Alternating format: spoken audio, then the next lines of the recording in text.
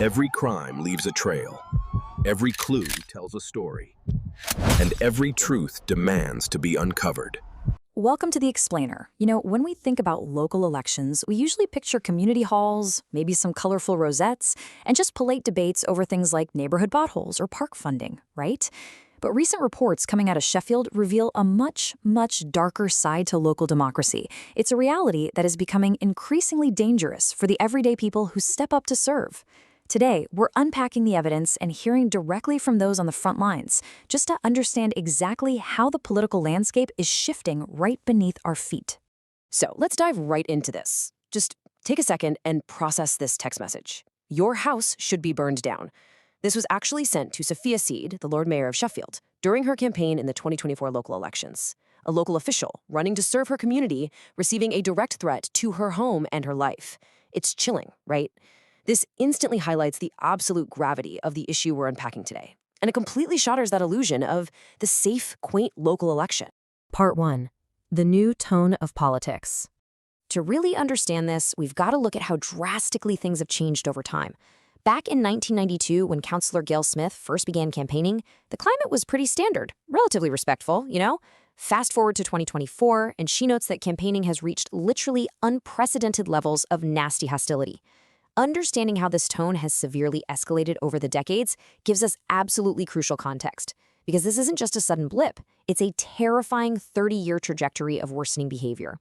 Councillor Angela Argenzio really hit the nail on the head here, describing the modern tone of politics as increasingly mean, aggressive, and unpleasant. It perfectly captures the baseline atmosphere that these politicians are now forced to operate within. And frankly, it sets the stage for the deeply personal, terrifying stories from the people actually doing the groundwork of our democracy. Which brings us to Part 2, Stories from the Frontline. I want you to really let this quote from Sophia Saeed sink in. This shows us the highly organized, modern nature of this abuse. She faced coordinated digital hate campaigns simply for running for local office. We're not talking about an isolated, angry comment on the street. Whole WhatsApp groups were dedicated to targeting her and her female colleagues with death and arson threats. It shows exactly how everyday technology is being leveraged to just amplify this intimidation. And the scariest part? These digital threats literally spill over into the physical world. Gail Smith faced this terrifying physical threat.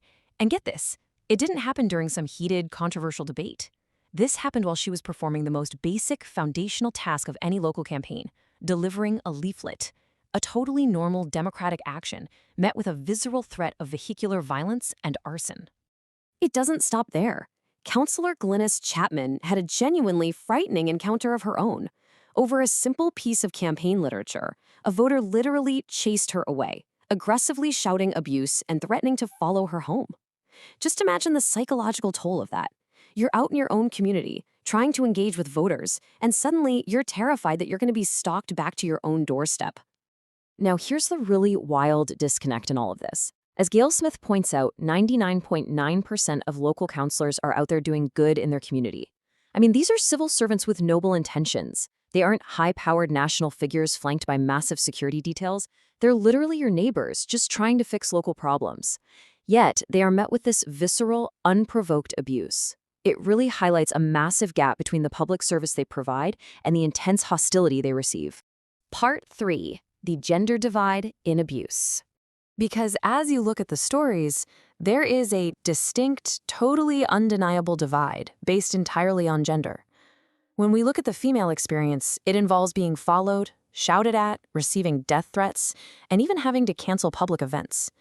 On the flip side, according to the sources, the male experience involves minimal to absolutely no targeted violent abuse of this nature. It is a drastically different and significantly safer working environment for men. Both Gail Smith and Glynis Chapman are incredibly explicit about this disparity. Chapman even wonders out loud if the man who threatened to follow her home would have shouted the exact same way if she had been a tall, young man delivering those leaflets. The overwhelming consensus from the women on the ground is that they simply do not see their male colleagues facing these aggressive rants. They feel, for sure, targeted on a much larger scale. Moving into Part 4, Policing the Campaign Trail. So what does all this mean for the day-to-day? Well, female counselors are literally having to change how they do their jobs just to survive the campaign trail. They've imposed strict protective measures on themselves, like always pairing up while canvassing for safety. But more alarmingly, this abuse has a direct negative impact on democracy itself. Counselor Angela Argenzio has been forced to cancel public advice surgeries, which are the exact places where regular constituents go to get help, just to ensure her own basic safety. When local politicians have to hide from the public, the whole community loses. Okay, so what is being done about it? To tackle this on a systemic level, authorities rolled out Operation Ford. This is a national police initiative specifically designed to deal with harassment and intimidation at a local level. The goal is to strengthen the safety and security of election candidates by giving police the practical tools to intervene early. The whole idea is to step in before concerning behavior escalates into physical violence. And we're actually seeing some mixed but really important results from this. While Sophia Saeed reported her death threats and unfortunately saw no charges filed, Operation Ford did successfully intervene for Glennis Chapman.